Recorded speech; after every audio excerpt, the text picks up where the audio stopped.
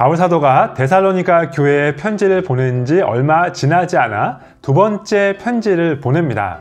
데살로니가 교회에 두 번째로 보낸 편지, 데살로니가 후서입니다.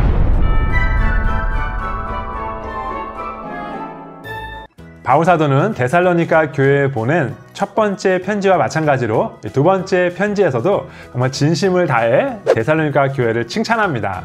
비록 몇몇 문제들이 있기는 했지만 데살로니가 교회는 전체적으로 아주 멋진 신앙의 성장을 보여주고 있었기 때문입니다. 그래서 바울 사도는 두 번이나 데살로니가 교회로 인하여 하나님께 감사하는 것이 마땅하다고 합니다.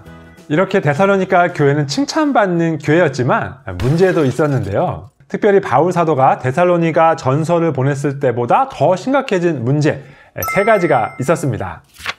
안타깝게도 데살로니가 교회는 지금 이전보다 더 심한 박해를 받고 있었습니다.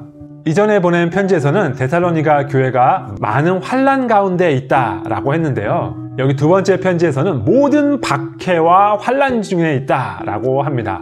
그래서 이렇게 박해와 환난 가운데 있는 이들을 격려하기 위해 바울 사도는 공의로운 하나님을 소개합니다.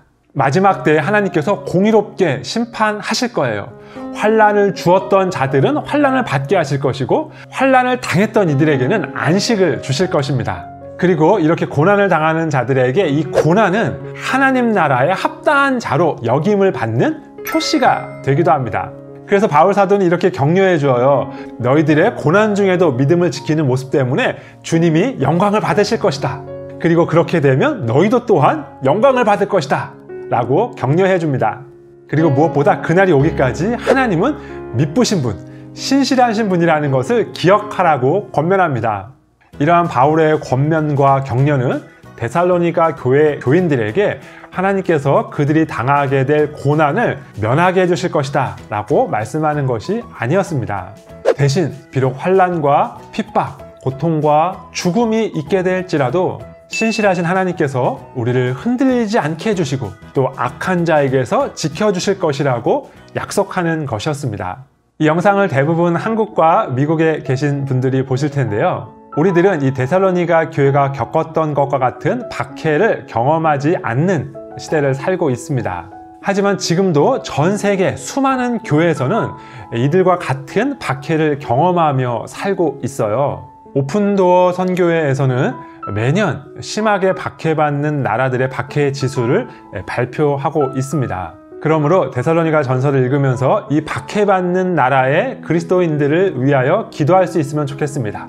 박해가 멈추기를 위해서 기도하면 좋겠지만 더 중요하게는 데살로니가 교회에 바울 사도가 전했던 것처럼 박해에도 불구하고 신앙을 잃지 않고 흔들리지 않을 수 있도록 기도할 수 있으면 좋겠습니다.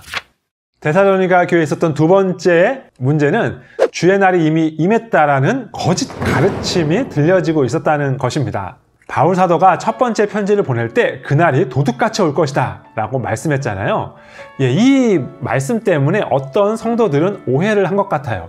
도둑같이 이미 그날이 왔는데 자신만 모르고 있다라고 생각했는지도 모르겠어요. 우리나라에 자신이 재림 예수라고 주장하는 사람들을 따르는 이단이 무려 40개에서 50개 정도 된다고 하지요. 이 사람들은 모두 예수님께서 오시는 재림의 그날이 이미 이루어졌다라고 말하는 사람들입니다. 이런 잘못된 가르침이 퍼져 있던 데살로니가 교회를 향한 바울 사도의 권면은 미혹되지 말라는 것이었습니다.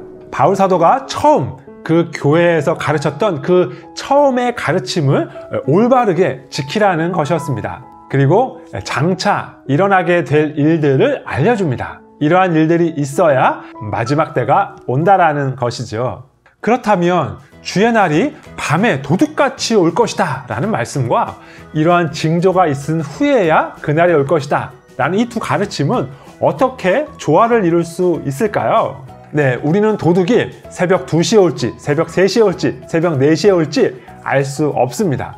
그러나 우리는 도둑이 밤에 온다는 것만은 알고 있습니다. 마치 이것처럼 우리는 정확한 그 때는 알 수 없지만 그러나 그때가 가까이 오고 있다는 그 징조는 분별할 수 있는 것입니다. 세 번째, 데살로니가 교회가 겪고 있던 어려운 문제는 바로 규모 없이 사는 게으른 자들이었습니다. 데살로니가 교회는 유독 일하기 싫어하는 사람들이 많이 있었던 것 같아요. 바울 사도는 데살로니가 전서에서도 이들에게 권면을 했었는데요. 이 문제가 해결되지 않았던 것 같아요. 그래서 바울 사도는 이번에 좀 더 강하게 경고합니다. 바울 사도가 데살로니가 교회에 있었을 때에 가르쳤던 그 가르침을 다시 기억하라고 말씀하세요. 그리고 그들의 문제를 좀 더 정확하게 지적합니다. 그리고 자기 힘으로 일하여 먹을 것을 예수 그리스도의 이름으로 권면합니다.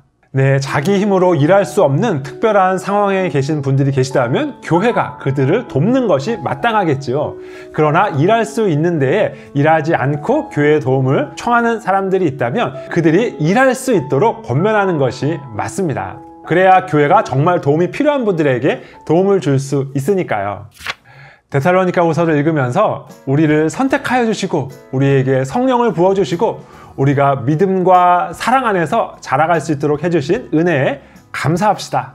그리고 박해받는 이들을 위하여 함께 기도할 수 있기를 소원합니다.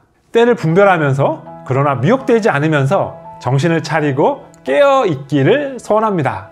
그리고 우리에게 주어진 생업에 최선을 다하면서 믿음과 사랑 안에서 함께 자라가는 우리 모두가 되기를 소원합니다.